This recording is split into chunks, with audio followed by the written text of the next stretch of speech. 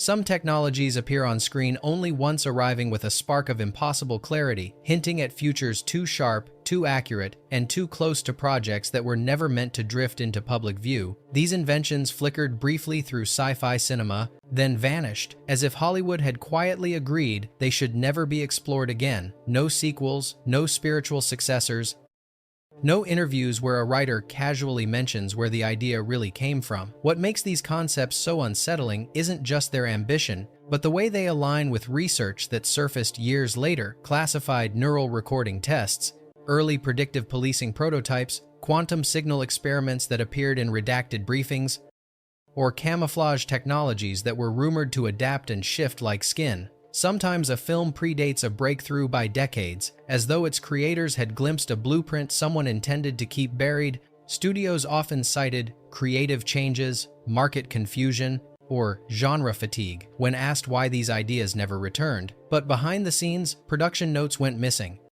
Concept art disappeared from archives, and entire visual effects teams declined to discuss their work. In rare cases, the people who designed the technology for the film simply refused to explain their sources, offering only a quiet smile or a statement that the inspiration was complicated. Tonight, we open the file on 15 films whose imagined technologies seemed to brush against something forbidden, ideas that shone too brightly for a moment, then were sealed away. These are the discarded futures, cinematic predictions Hollywood has chosen not to revisit and perhaps never will.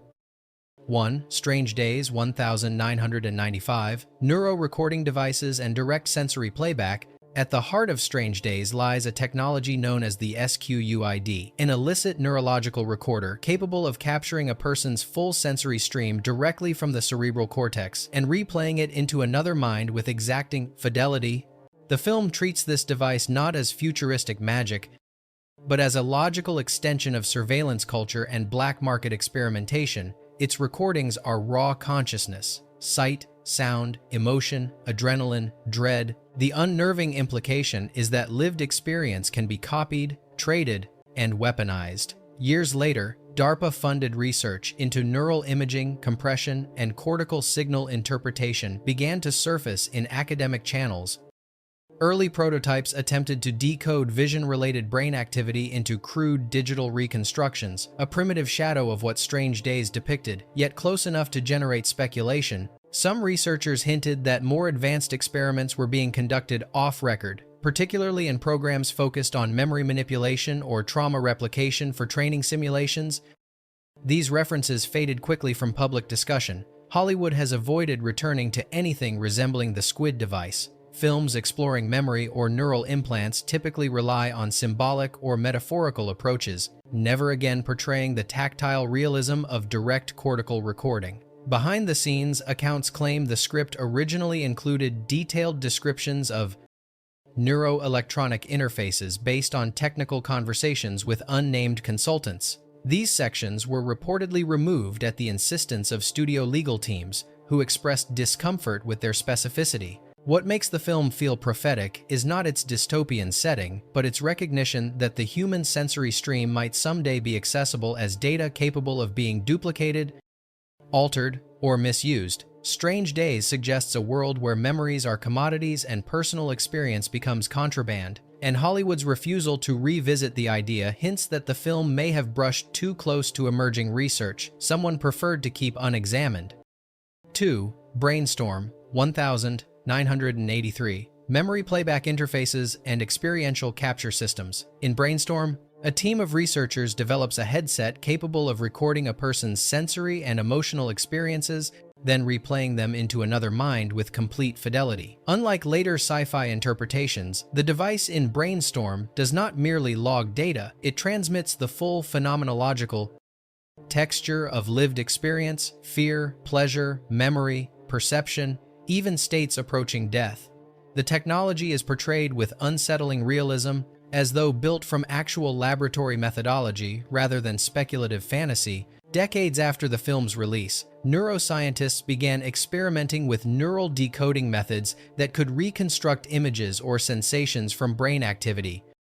Early results were rudimentary, yet the timing felt uncanny. Some labs pursued more controversial research, exploring emotional state mapping and cross-subject neural pattern alignment. Several of these studies were later moved under restricted review, their findings referenced only in heavily redacted publications. The parallels to Brainstorm, especially its depiction of shared emotional experience, were impossible to overlook. Hollywood's relationship with the film grew even stranger after the tragic and unexplained death of actress Natalie Wood during production. For reasons never fully clarified, the studio avoided further exploration of experiential recording technologies in subsequent projects. Interviews with cast and crew hinted that technical advisors had supplied unusually detailed documentation about neural resonance experiments.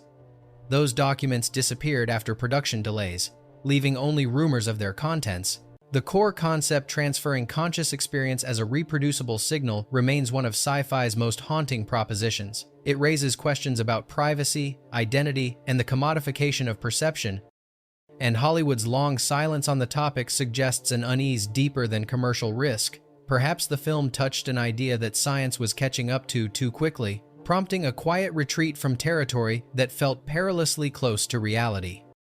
3. The 13th Floor, 1999. Layered simulated worlds and recursive reality architecture. The 13th Floor presents a disturbing technological premise: not a single simulated world, but a stack of simulations, each unaware of its place within a hierarchy of constructed realities. What makes this portrayal unsettling is its cold precision. The film depicts simulated consciousness not as artificial intelligence, but as emergent behavior produced by environmental fidelity. Characters inside the simulation behave as humans because they experience no distinction between code and biology. Their world is a fully functional model, complete with memories, emotions, and histories that adapt dynamically as the simulation evolves. Years after its release, academic and military research into large-scale, agent-based simulations began to surface. These programs attempted to model social, economic, and behavioral dynamics across entire populations. Though not conscious, the complexity of these simulations grew rapidly, prompting philosophical concerns about emergent properties. Some projects were abruptly reclassified, and references to recursive simulation experiments where simulated models controlled other simulated models were largely removed from public documentation. Hollywood noticeably distanced itself from the concept of layered simulated realities after this film. Later, sci-fi works opted for stylized virtual worlds or isolated digital environments, carefully avoiding the 13th Floor's implication that consciousness may arise unintentionally in sufficiently complex systems.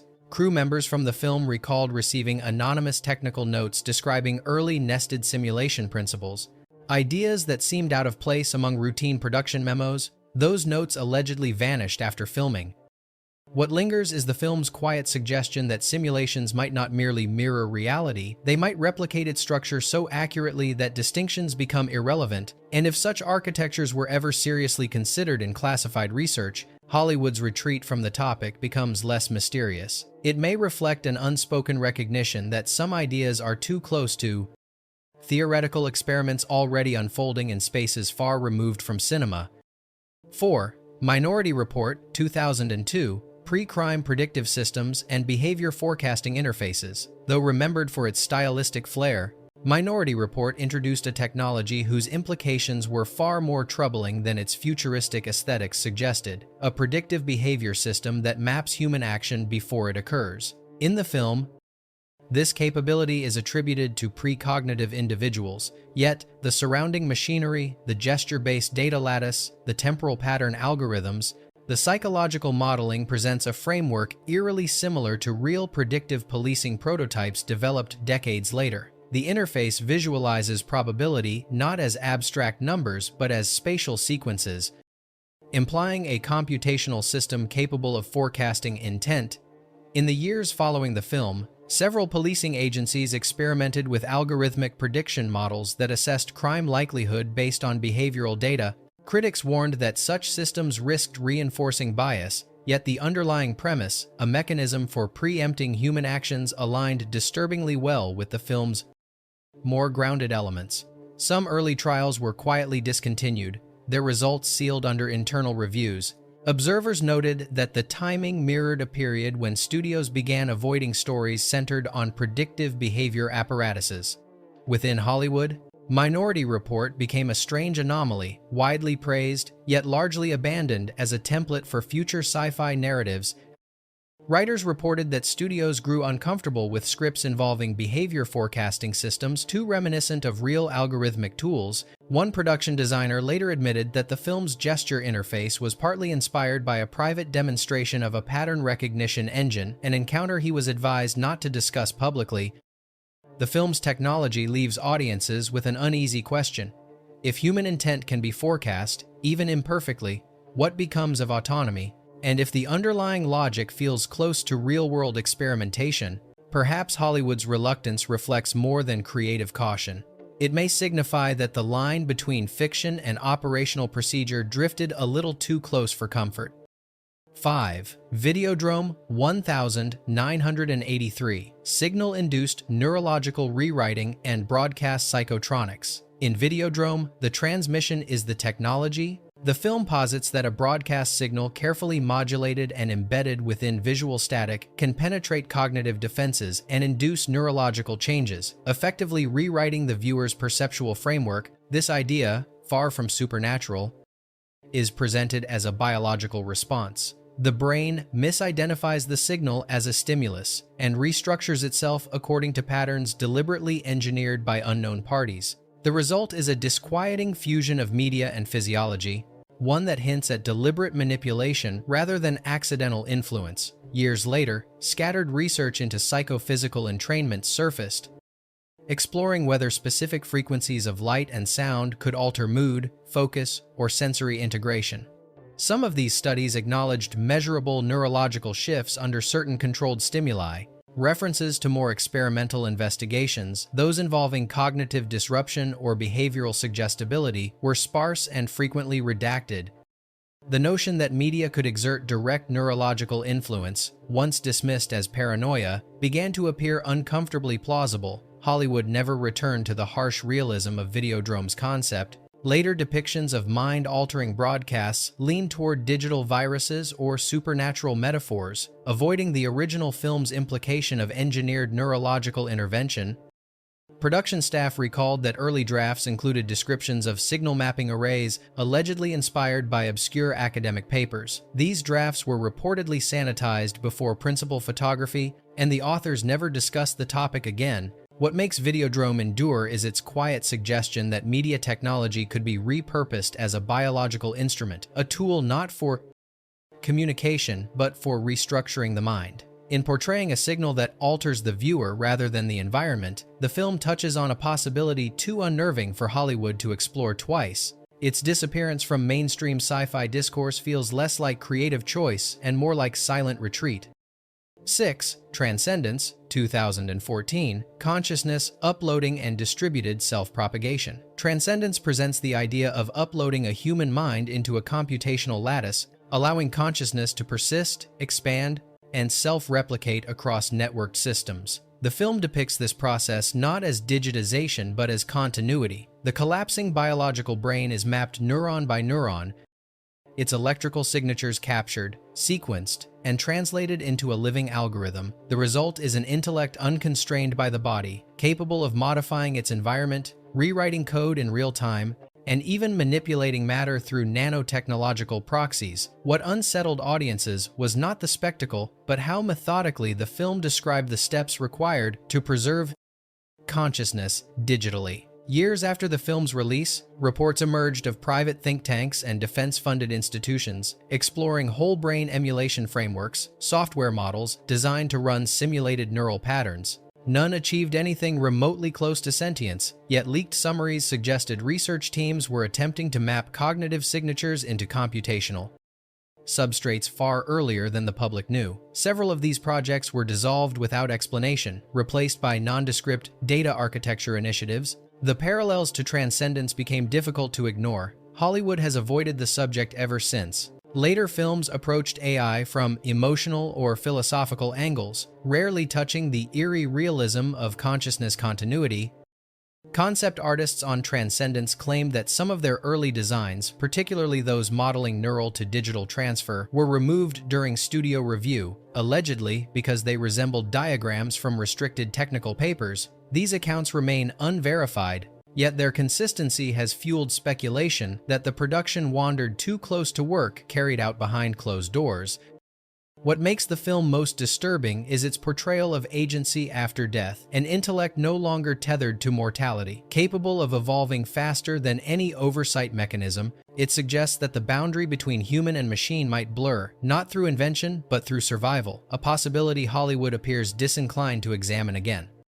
7. Westworld 1973. Behavioral mimicry robotics and autonomous persona algorithms. Long before discussions about artificial intelligence entered the mainstream, Westworld introduced robots capable of behavioral mimicry so refined that their internal algorithms blurred the boundary between programmed response and emergent personality. These androids adapt not through scripted reactions but through subtle learning loops, observing, adjusting, and absorbing human behavior until their actions hover between imitation and intention. For a film released in 1973, the portrayal was unsettlingly precise. Decades later, robotics researchers acknowledged that early adaptive behavior experiments were underway far earlier than the public realized. Some involved primitive neural nets designed to respond to environmental stimuli in ways that resembled preference or mood. A handful of documents suggested that private sector labs pushed these models further, exploring persona generation systems that might evolve their identities over time. Such programs vanished from publication records soon after they began. Hollywood avoided returning to this specific vision of robotics for nearly 40 years. Androids in later films were emotional, mechanical, or philosophical but seldom algorithmically behavioral in the chillingly realistic way Westworld portrayed. It wasn't until the modern HBO adaptation that the concept resurfaced, though even then, the show's creators admitted they were discouraged from using certain early technical ideas featured in the 1973 film. Accounts from the original production hint at something more curious.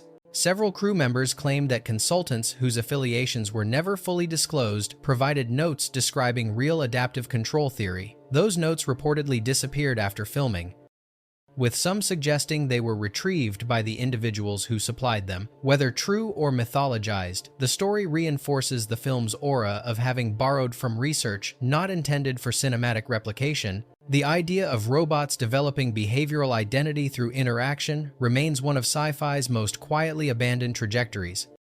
And Westworld stands as the early cinematic moment when the line between artificial learning and artificial life became too thin for Hollywood to approach again. 8. Paycheck 2003. Photonic future mapping and temporal echo reconstruction. In Paycheck, a corporate research team develops a device capable of projecting images from the future using photonic reflection patterns, an idea presented with remarkable confidence for a mainstream action thriller. The technology operates by sending high-energy light through a precisely tuned lens array that allegedly interacts with the fabric of space-time, retrieving echoes not from the past, but from events yet to unfold. Though fictionalized, the film treats the machine with the seriousness of a lab instrument rather than a mystical artifact.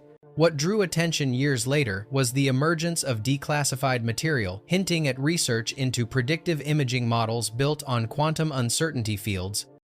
Scientists explored whether future states could be statistically reconstructed by amplifying minute fluctuations in light behavior. While far from literal time viewing, these studies resembled the foundation of Paycheck's device, closely enough to raise eyebrows, especially when several projects were quietly dissolved without public explanation. Hollywood gave the concept a wide berth afterward. Predictive vision in later films reverted to psychic tropes or algorithmic forecasts, never again touching the idea of a physical machine that glimpses the future through optical distortions. Behind the scenes, accounts indicate that early storyboards depicted the device with greater scientific rigor, but technical advisors asked that several diagrams be removed. One consultant reportedly suggested the premise was not as speculative as it appears. The film's unsettling core is not that the future is visible, but that it is visible through a mechanism behaving exactly like a laboratory instrument, implying humanity might accidentally stumble on temporal anomalies through experimentation, not mysticism. Its disappearance from cinematic discourse suggests that the idea reached uncomfortably close to speculative research that institutions prefer to keep invisible, and Paycheck remains a rare instance in which a sci-fi thriller brushed against concepts far stranger than its genre would usually allow. 9. Contact 1997. Quantum transport concepts and the one-way transit paradox. In Contact, the machine built from extraterrestrial blueprints operates on a principle that feels disturbingly procedural, an engineered alignment of rotating rings, electromagnetic fields, and gravitational harmonics that culminates in what appears to be quantum displacement. The film never claims teleportation, nor wormholes in the traditional sense. Instead, it suggests a transport event triggered by precise synchronization with a signal not entirely of human origin. What made this unsettling was the implication that the machine did not create the pathway, it merely activated an existing one. Years later, scattered theoretical discussions emerged regarding quantum bridge stabilizers, mechanisms that theoretically could align localized fields with larger cosmological structures. Most references appeared briefly in academic circles before being withdrawn or archived behind paywalls. Some physicists noted that the machine in Contact was depicted with a degree of mechanical specificity unusual for speculative fiction, which raised questions about how the production achieved such grounded detail. Hollywood never revisited the concept of a quantum transport device that requires cooperation with an external, possibly non-human intelligence. Studios seemed unwilling to return to a design that felt more like a reconstruction of something real than a creative invention. Interviews with the effects team revealed that early drafts included a technical appendix describing field reinforcement patterns and event capture thresholds, terminology inconsistent with general sci-fi writing. That appendix has never been publicly released. What continues to disturb audiences is the idea that the machine functioned, but in a way humanity was not meant to fully understand. The ambiguous time gap, the one-way sensory recording, and the absence of tangible evidence all mirror scenarios speculated about in classified discussions of experimental quantum systems, successful outcomes that cannot be verified. And once the film concluded, Hollywood quietly stepped away from the topic as though the story had edged closer to an undisclosed truth than intended. 10. The Lawnmower Man, 1992. Neuroenhancement through VR cognitive amplification. When The Lawnmower Man debuted, audiences were struck by its bold claim: virtual reality could directly enhance human intelligence by restructuring neural pathways.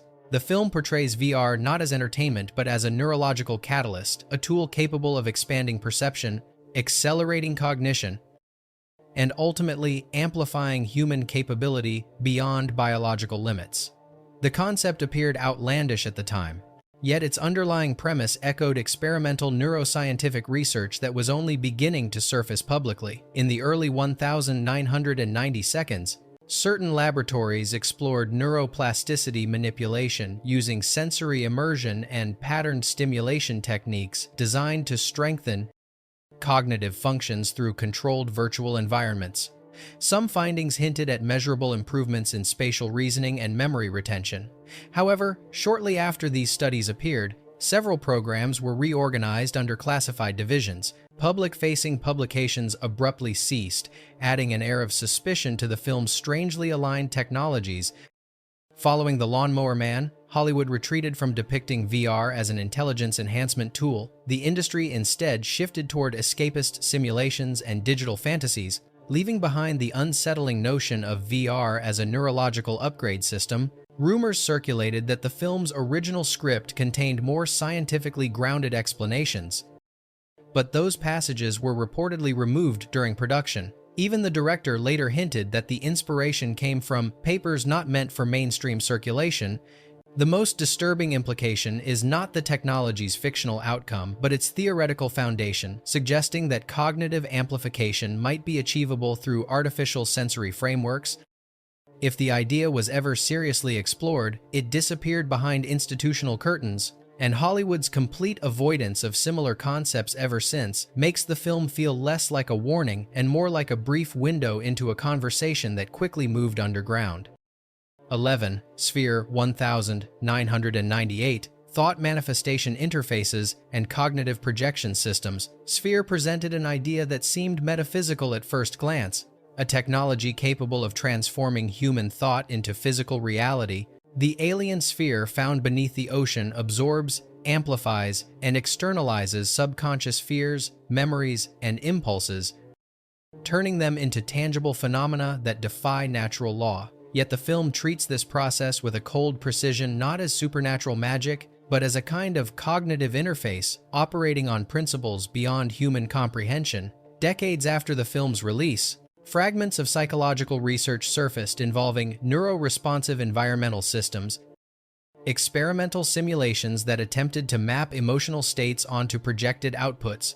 Though nowhere near the fantastical scale of Sphere, the intent was similar: to translate internal processes into external events. These programs were quietly discontinued, and references to them became sparsely documented, often appearing only in footnotes or redacted abstracts. The parallels were unsettling enough that some viewers began questioning how the film achieved such specificity. Hollywood has not touched this type of manifestation technology since. Depictions of psychic influence typically lean into fantasy, avoiding the unnerving realism of a mechanism that converts cognition into measurable phenomena. Concept artists from the production later revealed that early storyboards included scientific notes allegedly supplied by a consultant who refused to identify his employer. Those notes, never published, described consciousness as a modulating field capable of interacting with matter under extreme conditions. The sphere functions as both device and mirror, exposing the raw instability of human thought when granted power without mediation. It hints at the terrifying possibility that advanced civilizations may have long abandoned physical controls in favor of systems guided purely by mind state. That the film's portrayal vanished from cinema afterward only deepens the impression that Sphere strayed too close to ideas others preferred not to see. Replicated. 12.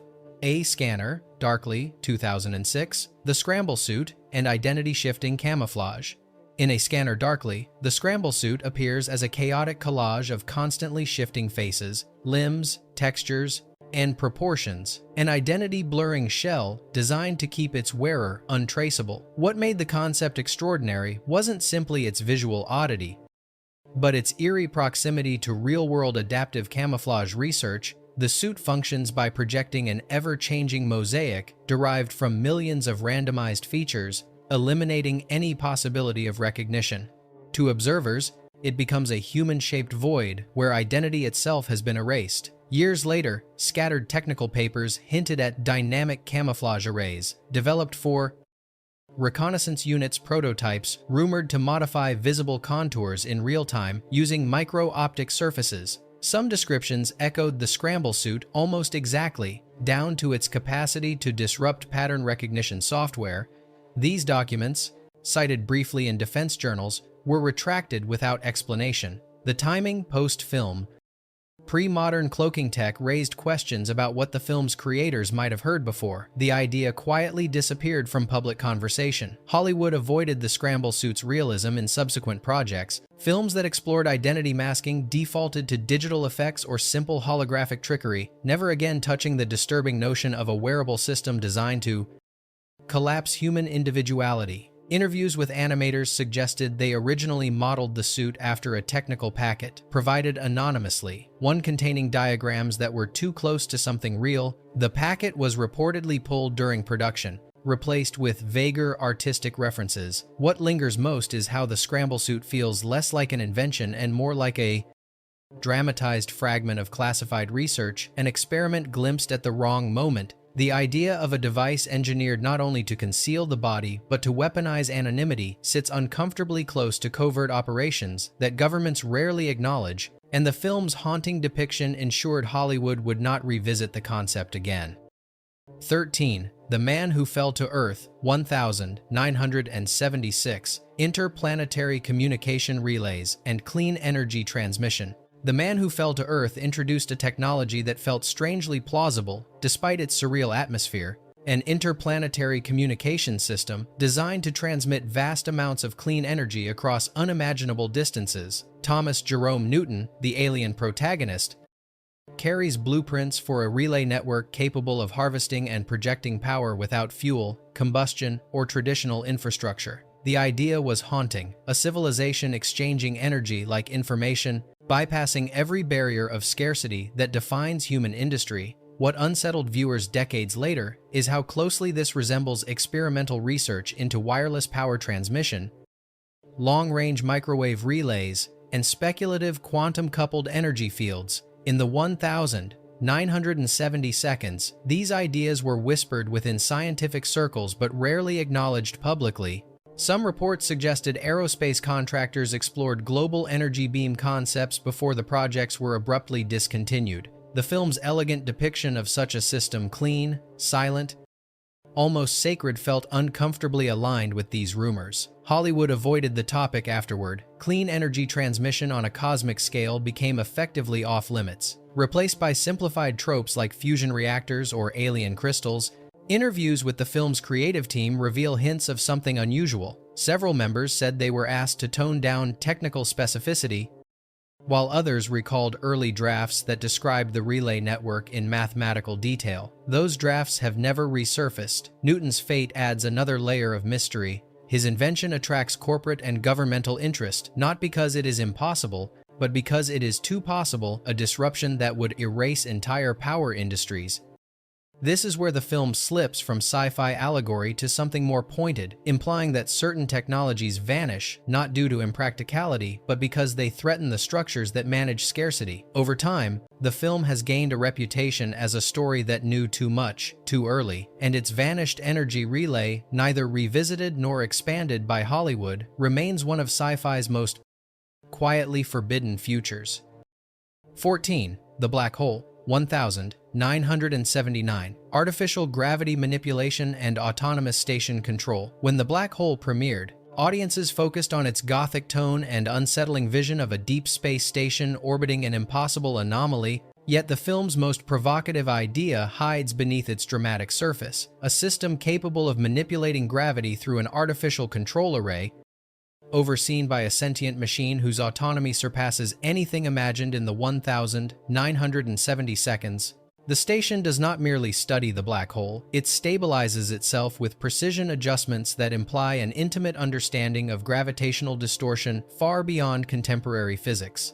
At the time, the concept seemed fantastical, but internal aerospace memoranda from the late 20th century later hinted at classified research into gravitational field modeling, examining whether microdistortions could be harnessed for propulsion or shielding. These studies vanished shortly after being referenced in obscure technical journals, and the topic became strangely taboo among NASA and military researchers.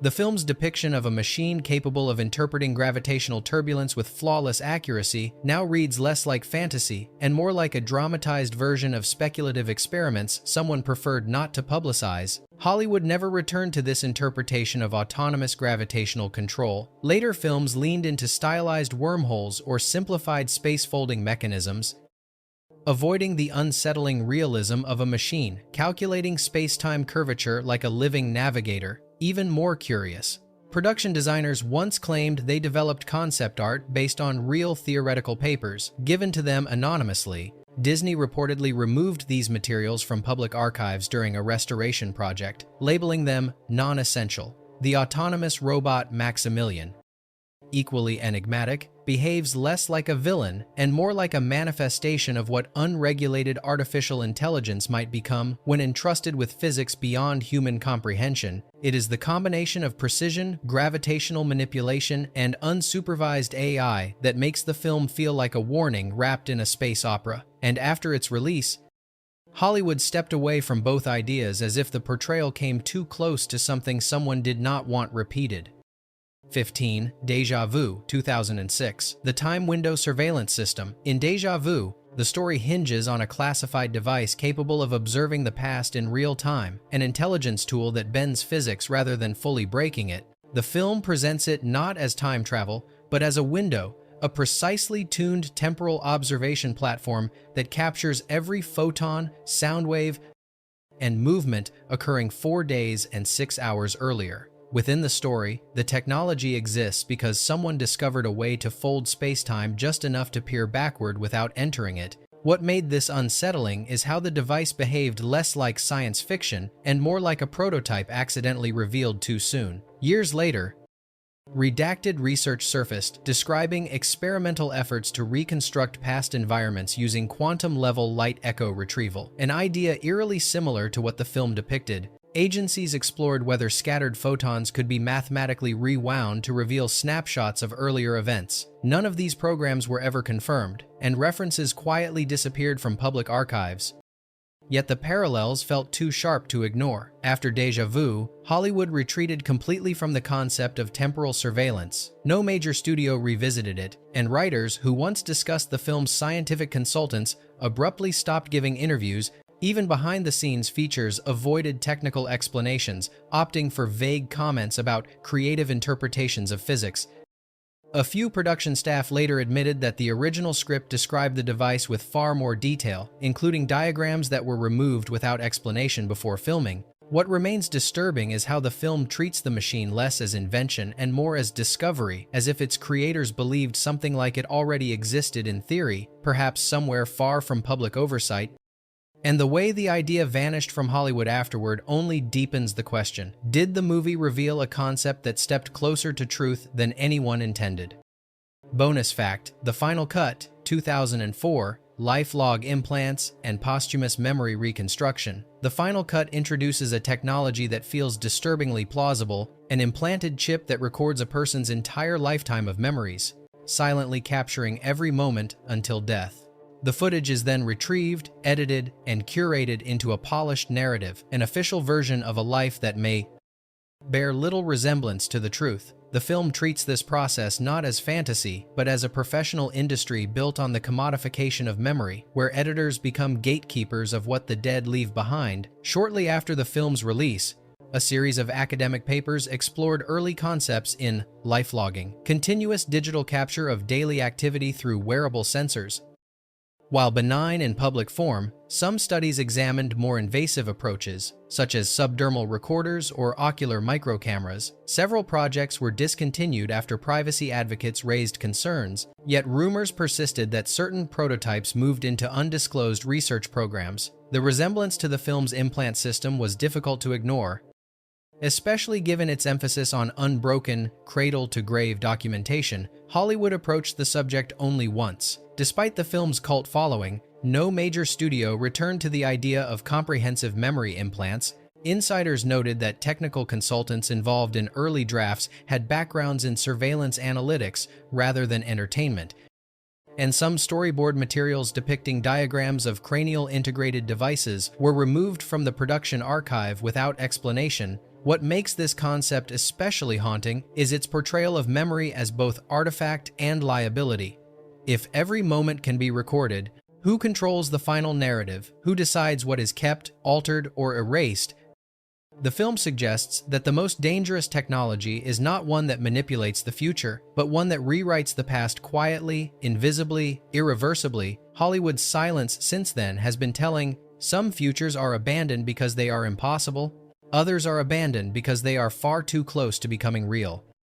These films didn't simply imagine the future they brushed against, something that felt uncomfortably close to classified research, forgotten prototypes, or ideas someone preferred not to see explored twice. Each technology appeared once, briefly, then dissolved from Hollywood's vocabulary, as if sealed behind a door no studio wished to reopen. And if their disappearance feels intentional, perhaps it is.